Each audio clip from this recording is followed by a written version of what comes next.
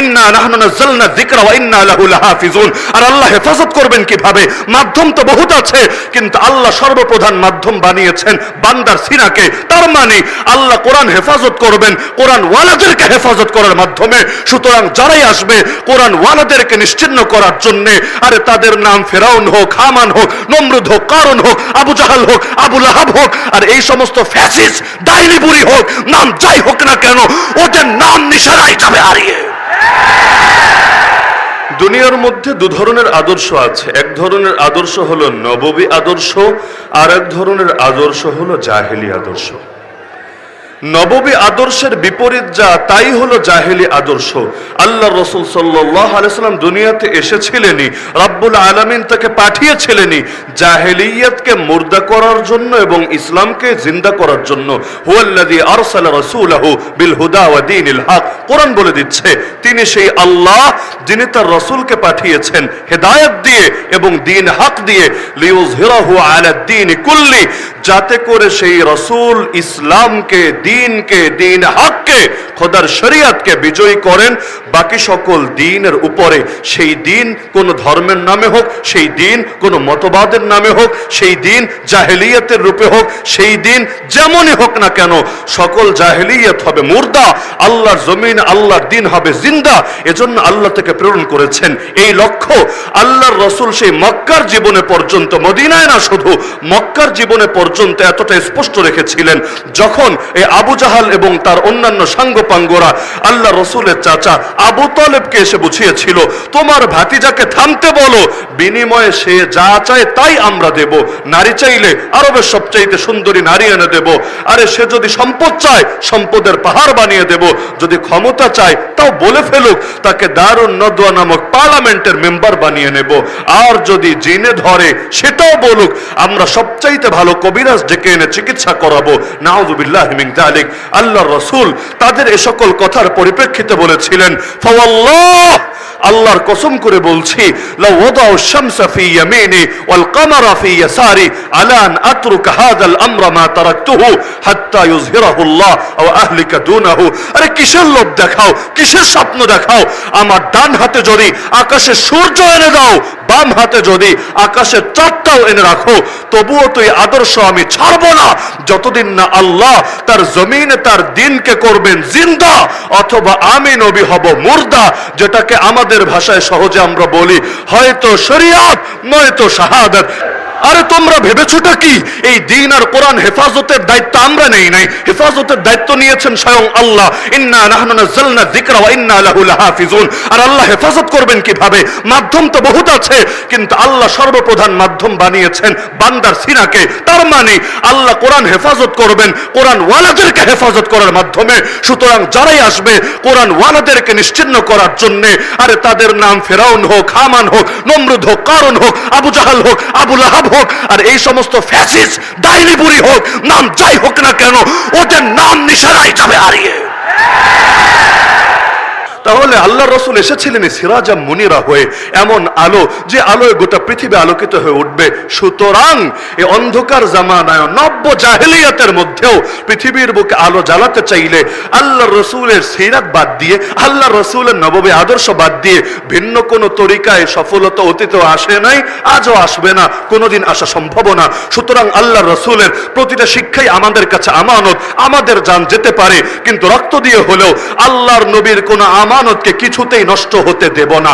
আল্লাহ নবী যে ইসলাম আমাদের কাছে দিয়েছেন, সেই ইসলামে নামাজও আছে, রোজাও আছে, হজও আছে, যাকাতও আছে, ইলমও আছে, আত্মশুদ্ধিও আছে, দাওয়াতও আছে, সবই আছে। পাশাপাশি জিহাদও আছে, খেলাফতও আছে, কাফের মুশরিকদের দাঁত ভাঙা জবাব দেওয়ার শিক্ষাও আছে। সুতরাং এই পুরো কোরআনই তো আমানত, নবীর পুরো আদর্শই তো আমানত। তো এখন নামাজের কথা বললে ভালো বলবা, রোজার কথা বললে ভালো বলবা, ইলমের দাওয়াত দিলে ভালো বলবা, আর আত্মশুদ্ধির কথা বললে ভালো বলবা, আর জিহাদের কথা বললে জঙ্গি বলবা, খেলাফতের কথা বললে উগ্রবাদী বলবা।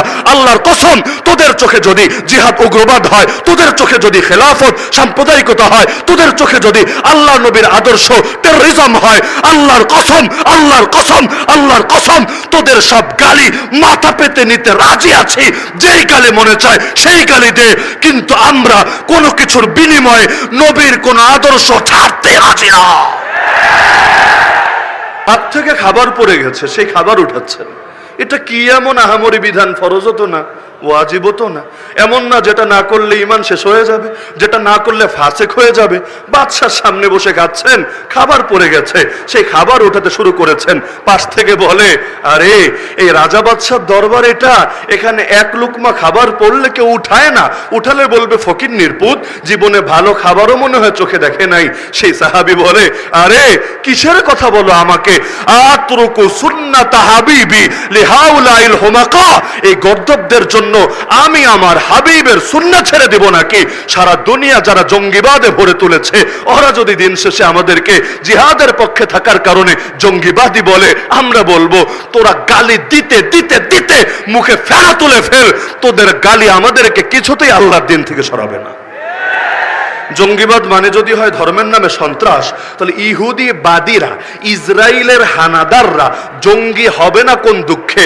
কোন দেশের বিজ্ঞান, কোন দেশের ফিলোসফির আলোকে এটা যুক্তিতে ধরে আমাকে এসে বুঝান। কারণ ওরা নাস্তিকতা রাষ্ট্র প্রতিষ্ঠা করতে চায় না, ওরা ইহুদিবাদী রাষ্ট্র প্রতিষ্ঠা করতে চায়। স্পষ্ট কথা, এমন এক রাষ্ট্র যেই রাষ্ট্রে ইহুদিবাদ চলবে, এমন এক রাষ্ট্র যেই রাষ্ট্রের নেতা আগামী দিনে হবে মাসিহে দাজ্জাল। আরে পার্শ্ববর্তী রাষ্ট্রে দেখেন নরেন্দ্র মোদী, বিজেপি, আরএসএস, তারা বলে না আমরা নাস্তিকবাদী রাষ্ট্র বানাতে চাই, তারা বলে যে আমরা এখানে রাম রাজ্য বানাতে চাই। তো ধর্মের নামে এই যে লক্ষ লক্ষ মানুষকে মারছে, ধর্মের নামে নির্মম নির্যাতন করছে, আরে আসিফার মতো 6 বছরের মেয়েরা পর্যন্ত ওদের নৃশংস থাবা থেকে বাঁচতে পারছে না। মন্দিরের ভেতর ঢুকিয়ে দিনের পর দিন গণধর্ষণ করে করে খাবারও না দিয়ে এক পর্যায়ে পাথর দিয়ে মাথা থেতলে ফেলে জানে মেরে ফেলছে। বলতে পারেন বিচ্ছিন্ন ঘটনা 2-4 জন করেছে, তাতে কি? আরে বিচ্ছিন্ন ঘটনা মানতাম, কিন্তু যখন পত্র পত্রিকায় দেখি ওই বছর যতগুলো পর্ন সাইট আছে, পর্ন সাইট ওই ব্লু ফিল্মের জগতে সবচাইতে বেশি সার্চ হয়েছে, এটা দেখার জন্য যে কিভাবে কোন পন্থায় কোন তরিকায় আসিফাকে রেপ করা হয়েছে, এটা দেখতে চায়। তো ইন্ডিয়ার মধ্যে ওই বছর সকলে মিলে আসিফার এই নির্মম শাহাদাতের ট্র্যাজেডি দেখে যখন চোখ জোড়ানোর স্বপ্ন দেখে, এটা সবগুলো সার্চের মধ্যে সবার শীর্ষে থাকে, তখন আর বুঝতে বাকি থাকে না ওরা ইসলামের বিরুদ্ধে যুদ্ধের ঘোষণা দিয়ে দিয়েছে। অযোধ্যা বিশাল এক জায়গা, রামের নাকি জন্মভূমি, ভালো কথা। অযোধ্যায় এত জায়গা থাকতে বাবরি মসজিদ ভেঙেই মন্দির বানানো লাগলো, আর কি কোনো জায়গা খুঁজে পাওয়া গেল না? আল্লাহর ঘর মসজিদ, যেটা মসজিদ সেটা কিয়ামত পর্যন্ত মসজিদ, কোনো বাপের বেটার ক্ষমতা নাই মসজিদকে ভিন্ন কিছুতে পরিণত করবে। আল্লাহর রসুলের জামানায় কাবাতুল্লাহ বাইতুল্লাহর মধ্যেও তো 360টা মূর্তি ঢুকানো হয়েছে, কিন্তু 360 মূর্তি ঢুকেছে বলে তা মসজিদ থেকে মন্দির হয়ে যায় নাই, গির্জা হয়ে যায় নাই, প্যাগোডা হয়ে যায় নাই। যা মসজিদ তা মসজিদই থাকবে। যার কারণে আল্লাহ নবী মক্কা বিজয়ের পর একটা মূর্তিও বাকি রাখেন নাই, মূর্তিও বিদায় করেছেন, ভাস্কর্যগুলো বিদায় করেছেন, সেখানে দেয়ালে দেয়ালে যে চিত্র আঁকা ছিল সেগুলোকে প্রলেপ দিয়ে মুছে দিয়েছেন। তার মানে কি? যে মসজিদ মসজিদই থাকবে, 1000 মূর্তি ঢুকেলেও মন্দির হবে না। তো যা বাবরি মসজিদ ছিল কিয়ামত পর্যন্ত তো মসজিদই থাকবে। আরে বিল্ডিং একটা না 10টাও যদি ভাঙো, মূর্তি একটা না লক্ষটাও যদি ঢুকাও, তবুও কোনোদিন মুসলমান এটাকে মসজিদ ছাড়া ভিন্ন কোনো কিছু কল্পনা করবে না। আজকে দুর্বল তাই মুসলমান কিছু করতে পারছে না, সর্বোচ্চ প্রতিবাদ করছে, কিন্তু এ কথা বলতে কোনো ভয় নাই, কোনো দ্বিধা নাই, কোনো সংকোচ নাই, কোনো লজ্জা নাই, কোনো বাতিলের মুখের দিকে তাকিয়ে কোনো কার্পণ্য নাই। ইনশাআল্লাহ যেদিন মুসলমান ক্ষমতা পাবে, যেদিন মুসলমান শক্তিশালী হবে, তারা আবারও বাবরি মসজিদকে আবাদ করবে ইনশাআল্লাহ। তাহলে এই যে আল্লাহর ঘর ভেঙে মন্দির বানালো, ধর্মের নামে ধর্মের চেতনা লাগিয়ে তো করলো, ওদেরকে জঙ্গিবাদী কেন বলা হবে না? আমাকে বলেন। আল্লাহর রাসূল সাল্লাল্লাহু আলাইহি ওয়াসাল্লাম আমাদেরকে এক আদর্শ দিয়ে গিয়েছেন, আমাদের কাজ জাস্ট নবীর আদর্শ হুবহু অনুসরণ করা, যুক্তির পেছনে অন্ধত্বের পেছনে না ছুটা। যুক্তির পেছনে তো ইবলিস ছুটেছিল, আল্লাহ বললেন সেজদা দে, ইবলিস বলল সেজদা দিব না। কেন দিবি না? আনা খায়রুম মিন, আমি হলাম উত্তম, নবী হলো অধম। বাহ, সাহসটা কত বড়! আমি হলাম উত্তম, নবী হলো অধম। কেন? খালাকতানি মিন নার ওয়া খালাকতাহু মিন তিন, আমাকে সৃষ্টি করেছো আগুন থেকে, তাকে সৃষ্টি করেছো মাটি থেকে। আজকের যুগে কিছু মানুষ মাদ্রাসায় পড়ে নাই, জেনারেল লাইনে পড়েছে, মাওলানা মুফতি হতে পারে নাই, বড় ডক্টর, বড় বুদ্ধিজীবী, বড় কিছু হয়ে গিয়েছে। এখন যদি বলা হয় আলেমের পরামর্শ শোনো, বলে আলেম দিয়ে কি হবে? নাহনু খায়রুম মিনহুম, আমরা তাদের চাইতে উত্তম। ওদের সুরে আর ইবলিসের সুরে কি পার্থক্য থাকে? যত বড় বিদ্যান হও, যত বড় শিক্ষিত হও, যত বড় জ্ঞানী গুণী হও, আরে আলেম তথা নবীর ওয়ারিসদের থেকে কোরআন সুন্নাহর আলোকে যদি তুমি সিদ্ধান্ত গ্রহণ না করো, পরামর্শ গ্রহণ না করো, তুমি ব্যর্থ হবাই হবা, ব্যর্থ হবাই হবা। কারণ রহমত আল্লাহর হাতে, বরকত আল্লাহর হাতে, নুসরত আল্লাহর হাতে, শান্তি আল্লাহর হাতে, মুক্তি আল্লাহর হাতে, হায়াত আল্লাহর হাতে, মউত আল্লাহর হাতে। সবই যখন আল্লাহর হাতে, বাতিলের দালালিতে জীবন চলবে কোন দুঃখে?